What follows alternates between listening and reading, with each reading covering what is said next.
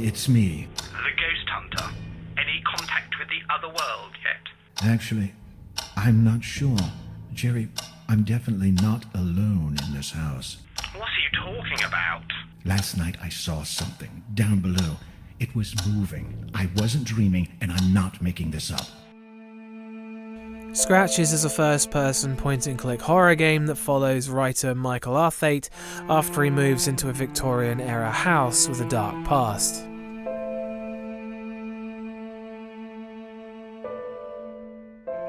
Atmosphere. Even though the game is set in the 1970s, there's an antiquated feel to everything, with many items predating that by many years.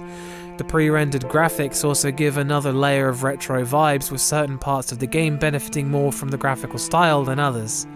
The house itself is very large, with lots of ornate furnishings and many rooms to explore, and it feels lonely to begin with, but by the later game it's foreboding, and a lot of this pivots on the music, with the early game having melancholic and eerie string sections backing the meandering gameplay to a menacing drum playing in the late game as that feel of the same house changes to paranoia and dread.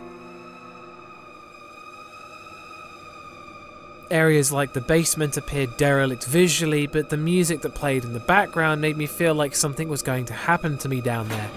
It's hard to understate how much the music does for the game. There are areas that are just creepy to be in, like the gallery with all the African artifacts the previous owner had collected. The mask designs and the fact that one was missing always made me wary. But the biggest contributor to the atmosphere comes from the diary entries. The very first one found in the study was so intriguing and harrowing that it set a tone and high expectations for the rest of the game, and made me eager to find the next diary entry. Scratch's atmosphere is an excellent combination of all of its unique strengths that, whilst never overbearing, fits the point-and-click interface perfectly. That's one Harry Mason.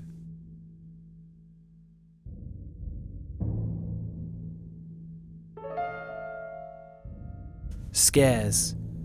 Due to the point-and-click interface, scares are both rare and not very impactful. The few that are in the game were a bit predictable too.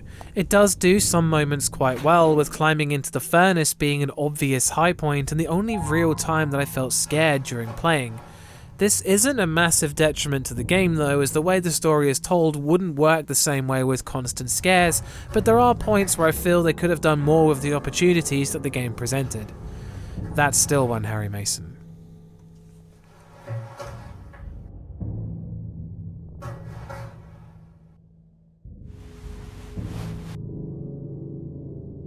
Sound design.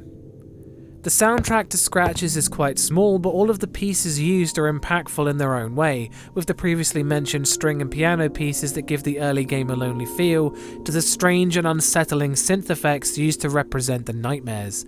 The music that plays in the basement is by far one of the most instantly unsettling pieces of music I've heard in a game, and even the minimal drum beat that plays on the last day invokes dread.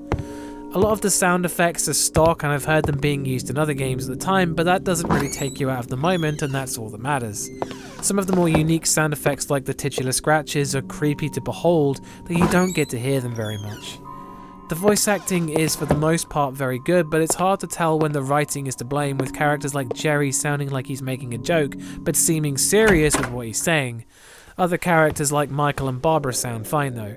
There are several sound glitches whilst playing the game that caused me to reset it, but otherwise the sound design does a lot of heavy lifting for the experience. That's 2 Harry Masons.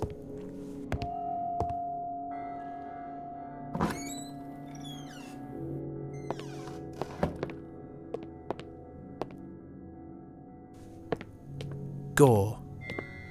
There wasn't any gore, and thanks to the way the story is told, there really shouldn't have been any. That's 3 Harry Masons.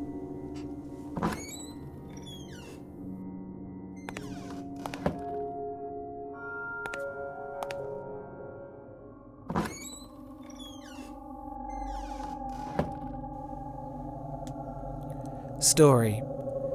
The story follows Michael Arthate as he settles into the new house he's bought and begins exploring the place, as he uncovers a disturbing diary that reveals the adventures of the previous owner and a harrowing entry about a brutally savage and confounding tribe and their cursed mask.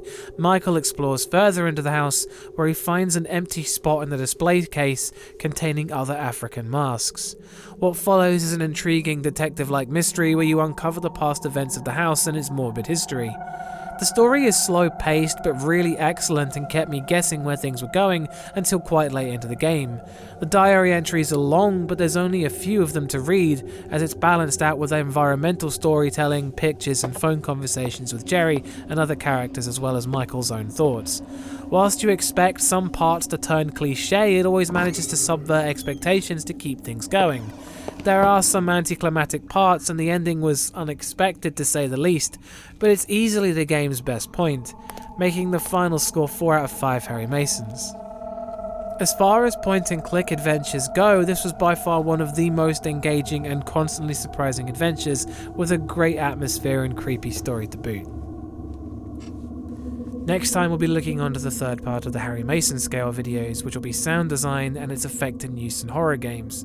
I hope you enjoyed the video, and if you want to support the channel on Patreon and get access to some sporadically released reviews including Sweet 776, soon to still be doing Rule of Rose, and I'll also be releasing some early Halloween videos for Patreon supporters as a thank you too.